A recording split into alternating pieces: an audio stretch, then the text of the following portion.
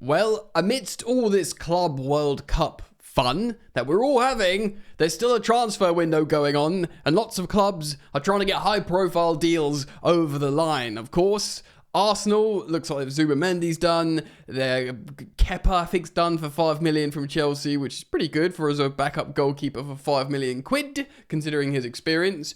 And they're looking at Norgard from Brentford, 31 years old. I think he'll represent a Partey or Jorginho replacement. So Arsenal are getting things done slowly but surely. Of course, they're yet to have their big, sexy, blockbuster, high-profile transfers in what they were hoping will be represented in a striker and a left winger.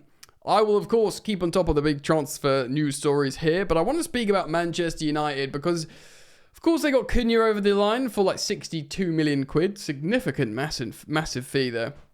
But they are looking to do more. They want to get Mbeumo over the line, which would be an amazing, attacking trio behind a striker. I know Mbeumo or even Cunha could play as a striker, but those guys linking up with Bruno Fernandes is a excellent attacking force. And of course, they want to sign a striker and other players as well. But the big situation, and dare I say, task, is the sales, man. They've got so many players that want to leave. And of course, the high profile, wide attacking examples are Anthony, Sancho, and Rashford. Garnacho wants to get out of there, seemingly, considering his behaviour, and they want to sell him. We even heard Amorim say, or the reports that he said in front of the whole team, that Garnacho's got to leave and find a new club, which doesn't sound very nice. Rather begrudgingly, he's been linked to my mob Chelsea quite strongly, quite firmly, and though I think he's got a high ceiling as a player, I do not want him near my club. But I do not speak about Chelsea here on Football Yannick. It's all the other stories around world football, so welcome on back. How you doing, mate? Are you okay? I keep turning here, looking at myself in the camera, and seeing that the sniper is about to blow my brains out. Yeah, man, so welcome back. Thank you as always for your continued support here on the channel. It's really awesome. It's felt your warm, loving embrace that you can give to me by simply liking and subscribing. At time of recording, we have 18,252 subscribers. So very much firmly on track for 20,000 subs this summer, which is great. I'm very thankful for that. So hop on board, man. Yeah, join the fun. Subscribe. Right, so let's talk about Man United then, because this is what I want to do. Acquisitions. We don't really need to talk too much about. Cunha's a great signing. Heaton's extended. Wait, Tom Heaton is at Manchester United, isn't he? Let me just double check. Yeah, I think he's extended with them as the third choice goalkeeper. And Mbeumo could play as a striker. Cunha could play as a striker. I still think they really do want a striker because, of course, they did a lot of work to try and sign Liam Delap before he went to Chelsea. So I still think they'll want to sign a striker, but they have to get this trio out. So I want to speak about Sancho, I want to speak about Anthony, and I want to speak about Rashford. Let's start off with Anthony because he was circulating around the news of late because he's willing to take a 30% pay cut on 150k a week. Which, of course, is a lot, 150k a week. But Man United have paid certain players 400k a week or whatever it is. Like your Casemiros of this world. So, historically and in recent history, Man United have paid silly wages. I do wonder if Ineos are trying to change that a little bit. Follow what Chelsea are doing and do a little bit more younger players. Well, I say younger players. They're not, are they? They're looking at 25 to 30-year-olds with, your Mbeumo's, your Cunhas and all dem man, and even Victor Gyökeres they're looking at, and they're all like mid-late 20s. But I think they're probably trying not to do as silly wages as they used to. So Anthony, the curious case of Anthony, he was signed for like 80 plus million, mental, from Ajax. And of course, it was an Erik ten Hag signing. He wanted his boy. If you looked at his stats, playing in the Eredivisie for Ajax are really underwhelming comparatively. Like I think he never actually outproduced Mason Mount in the Dutch league, and Mason Mount went to Vitesse as a midfielder, as a teenage loanee. So it pretty much tells you all you need to know there. But, it was a gift to Ten Hag. It was a mistake. It was a very expensive mistake. But it's not his fault, Anthony. He's just going where, the agents and his decisions take him. And you cannot criticize Anthony for taking an 150k a week contract at Manchester United, which is a massive club, of course. So he went there. I mean, he became a bit of a meme, which is, it's cruel, but it's football, it's theatre, isn't it? Harry Maguire probably did the whole first time. But then it was a sort of semi-happy ending going to Real Betis. I know he didn't win the Conference League final, thank goodness for me, my club. But he did really well, scored some high-profile goals, scored on his weak foot as well. It's sort of putting a lot of those memes and demons to bed. But for Betis, and they really want to sign him, but they probably, because Man United will sell him for half the price they bought him for. Which is mental, considering he feels like he's only just got there. And that's with the good 6 months at Betis. They're like, right, now we can get 40 million for our 80 million player, so it just shows you how bad the business has been. And he himself is willing to take a 30% pay cut. I reckon he wants to probably stay in La Liga. He'd like to stay at Real Betis, one would assume, but it's tough, man. Where are they going to sell him if he can't go to Real Betis? Maybe a Turkey, but this is one of the 3 major problems. And let's talk about another one now. Jadon Sancho. You want to talk? I mean, obviously Rashford represents pure profit, but Sancho, much like Anthony, they paid £75 million for Jadon Sancho. If cast your mind back, a transfer saga that took 2 years, they finally got their Man United.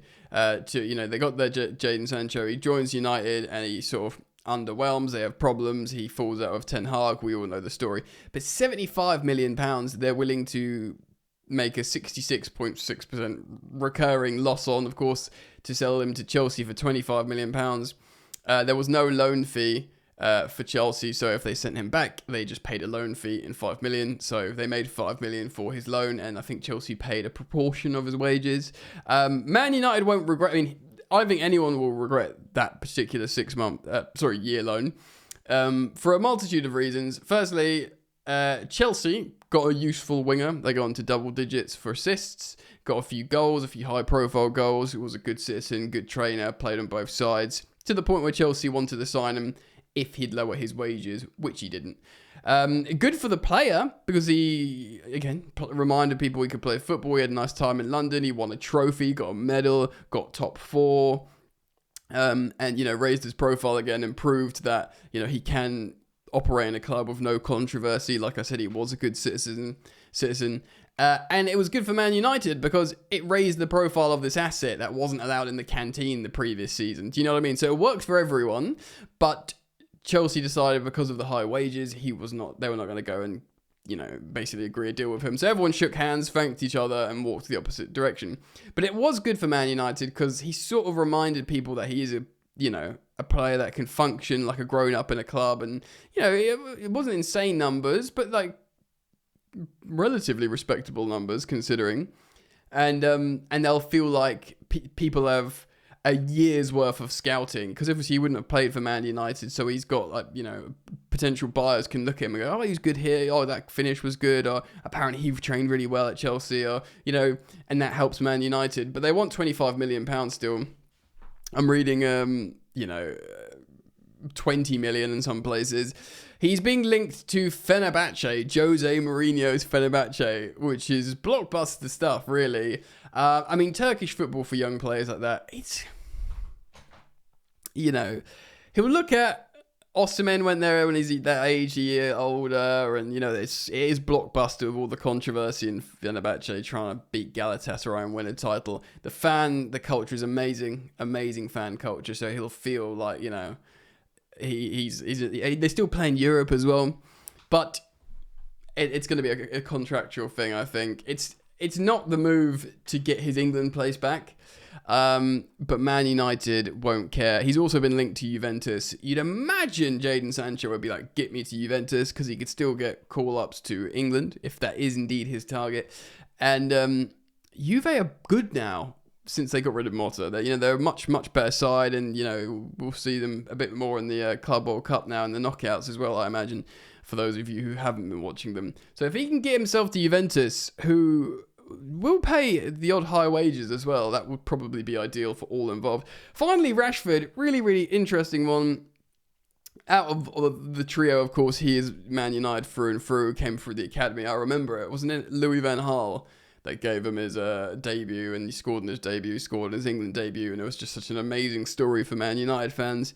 He's he's done so much good on and off the pitch, Marcus Rashford, but he's wanted to go for a while, ever since he did that sort of sit-down interview of Henry Winter, like pretty much saying, yeah, I'm out of here, which is fair enough, and he's still a highly rated player in Europe. I remember for a long, long time, PSG were going to look to sign Rashford, or try and sign him to replace Mbappe, long before Mbappe actually left to Real Madrid, when the story started percolating in the background years ago. So they were like, yeah, Rashford's good. He can play on the left, like devastating transition. A bit like a, dare I say, B-Tech Mbappe, but Rashford's a good player. When he's, he's shown in little moments for Villa that, on his loan, that he can do it. He's been making kissy faces at Barcelona for so long now, Rashford. He spoke about Lamine Yamal a couple of days ago, like he wants to play with Lamine.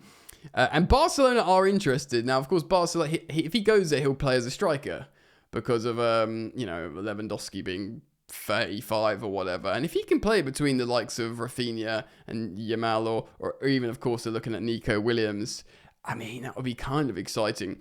And of course, it's been a well-trodden path of late, young English players, but English players in their 20s going to the Clasico. Seen him, obviously, Trent and Jude going to Real Madrid.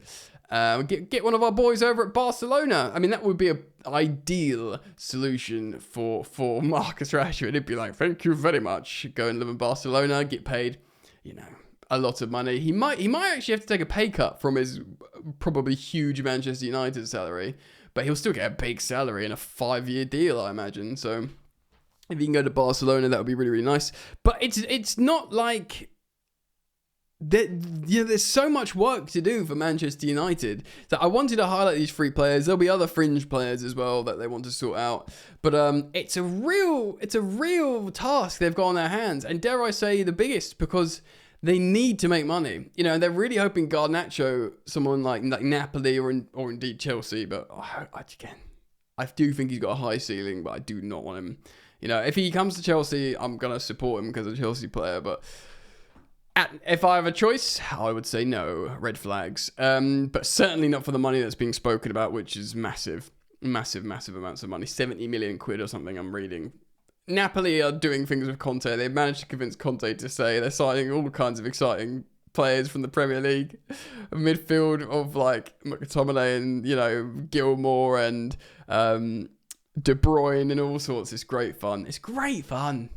Get him over there. Anyway, let me know what you think, guys. I'll be speaking about all big transfer stories, news developments here on Football Yannick every single day. So thank you for liking. Thank you for subscribing. And I hope to see you back here soon. Peace.